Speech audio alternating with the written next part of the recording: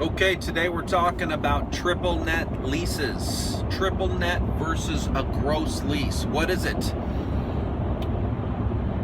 My first boat, I named the triple net. And my kids always said, "Daddy, what's triple net mean?" So, I'm going to explain a triple net lease like I did to my children.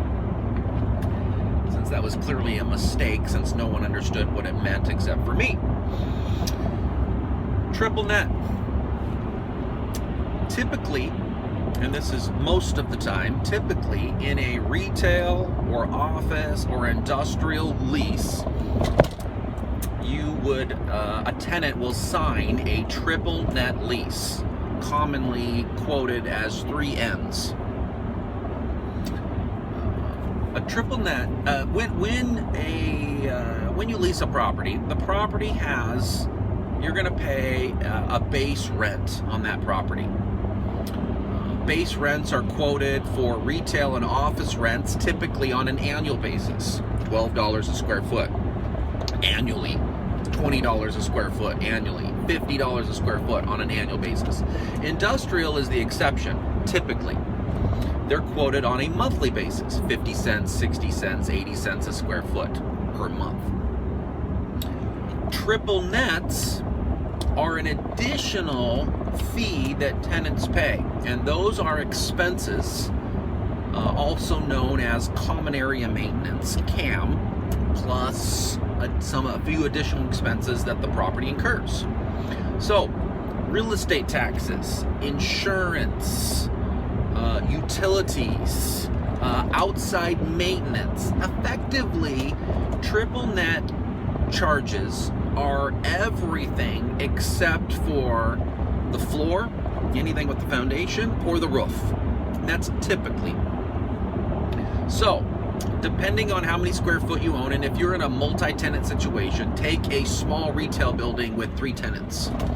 Each tenant is, say, a third of the space, or 33%.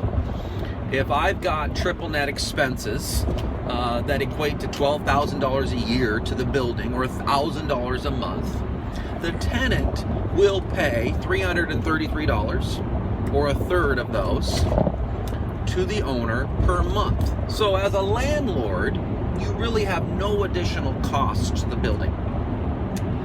You're getting your base rent, and the tenants typically pay all of those expenses. And again, I say typically because every lease is negotiated, and sometimes we get something called a double net lease. So instead of all of the expenses, maybe the tenant is paying all the expenses and the owner is paying the taxes, or the owner is paying the taxes and the insurance. That might be called a double net lease. And again, it can vary. It could be, hey, tenant's going to pay all the utilities, owner's paying the taxes and insurance and outside maintenance. Everything else is passed through or paid through a double net. A gross lease, conversely, is the owner pays all the expenses and the tenant pays one rate.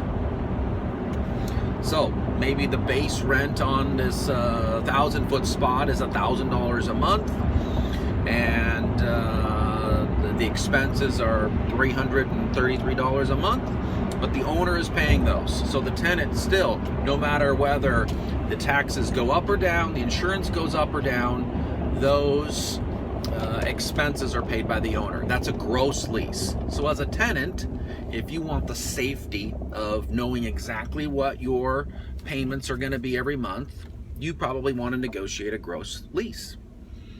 If you're a landlord, and you don't want to have to worry about whether taxes go up, or there's a huge repair, or it snows and you've got snow removal that costs that come in, you can pass all of those through triple nets. Now, sophisticated tenants will put in a cap on their triple net leases, and triple nets are typically quoted on an annual basis. So we might hear $3.50 a square foot on an annual basis. $5 a square foot are the triple nets on an annual basis. If the triple nets were $5 a square foot and I had 1,000 square foot space, my annual cost for $5 a square foot for 1,000 feet would be $5,000 a year, but I would pay that monthly. So I would divide 5,000 by 12, and that's what I would pay monthly. Typically, owners or property managers will estimate the triple nets for the coming year, and they estimate what they assume those might be based on historic numbers, and they budget that, and the tenants will pay that over the course of the coming year. Then there's a reconciliation, what we call a triple net reconciliation, that occurs usually within the first, say, 90 days of the new year. They reconcile those expenses for the previous year. The tenant might get a credit or they might have a debit, depends on what the expenses came in at, and then they would set the new budget, and then the tenant would start paying those again for the coming year. So again, that is triple net expenses. I probably explained those a little bit more in detail than I did to my children, but hopefully you have a better understanding of what a triple net lease is, a double net lease, and a gross lease.